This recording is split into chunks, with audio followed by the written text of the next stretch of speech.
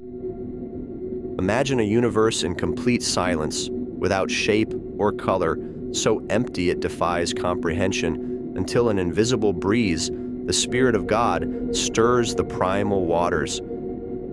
Suddenly God declares, "Let there be light," and a radiant pulse rends the darkness, separating day from night and giving reality its very first heartbeat.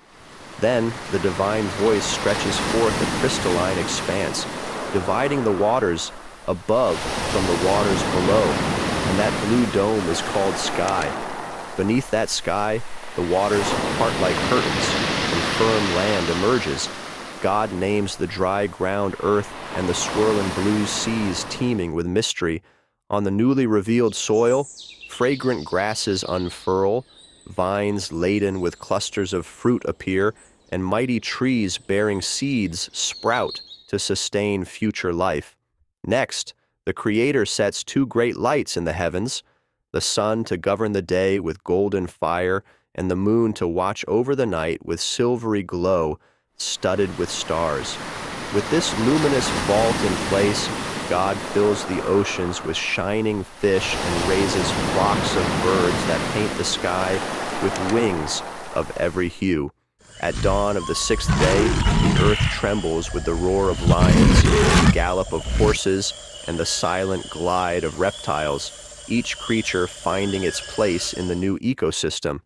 In a singular act, God molds humanity from the dust and breathes life into them. Male and female, created in His image, are entrusted with the care of this perfect Eden. On the seventh day, a holy stillness descends. The Creator rests and blesses the Sabbath, inviting all creation into a rhythm of pause and contemplation. In the heart of the garden stand two monumental trees, the tree of life and the tree of the knowledge of good and evil, symbols of freedom and responsibility. A cunning serpent approaches and whispers empty promises. Eve extends her hand, tastes the forbidden fruit, and shares it with Adam, inaugurating the first act of disobedience. Suddenly, the light grows cold as the couple realizes their nakedness.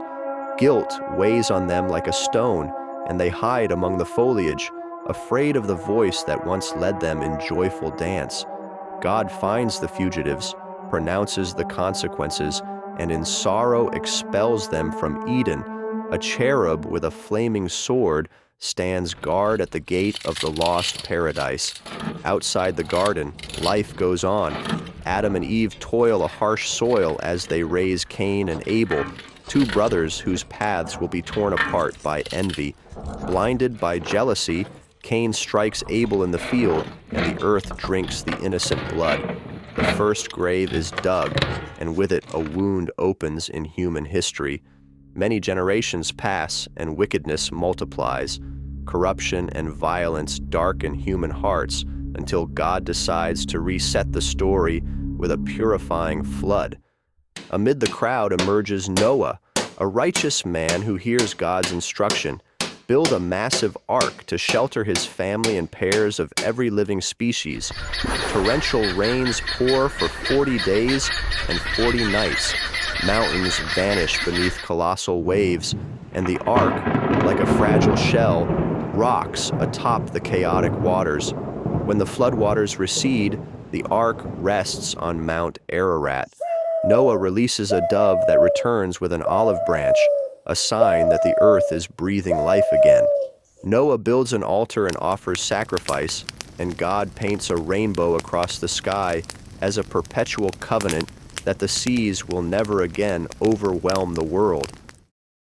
Noah's descendants soon fill the plains of Shinar and decide to build a tower that reaches the heavens, challenging the limits with bricks and pride.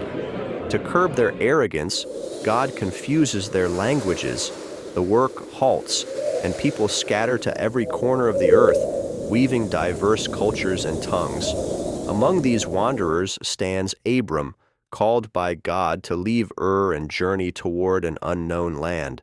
His faith launches a new chapter in human-divine relationship. Abram obeys and traverses deserts, raising altars at each stop. God promises him offspring as countless as the stars that shimmer above his tent. Years pass, and against all odds, Sarah conceives Isaac. The child's laughter echoes the victory of promise over doubt and old age. Isaac grows, marries Rebekah, and becomes the father of twins, Esau, the impulsive hunter, and Jacob, the clever and striving shepherd. One hungry day, Esau trades his birthright to Jacob for a bowl of stew, an exchange that exposes human frailty and divine providence woven through history. Jacob flees after deceiving his father and, in exile, dreams of a ladder connecting earth and sky. Angels ascend and descend as God renews the covenant and names him Israel. Years later, Israel returns with 12 sons, the future patriarchs of tribes bearing his name. Among them stands out Joseph, Rachel's favored, in his vibrant coat. Jealous, his brothers sell Joseph into slavery. Caravans carry him to Egypt, where he remains faithful to the dreams God has placed within him, despite injustice.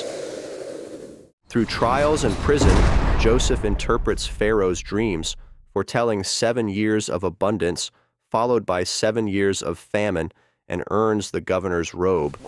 When famine strikes Canaan, his brothers journey to Egypt and bow before Joseph without recognizing him, fulfilling the vision of bowed sheaves he had in youth.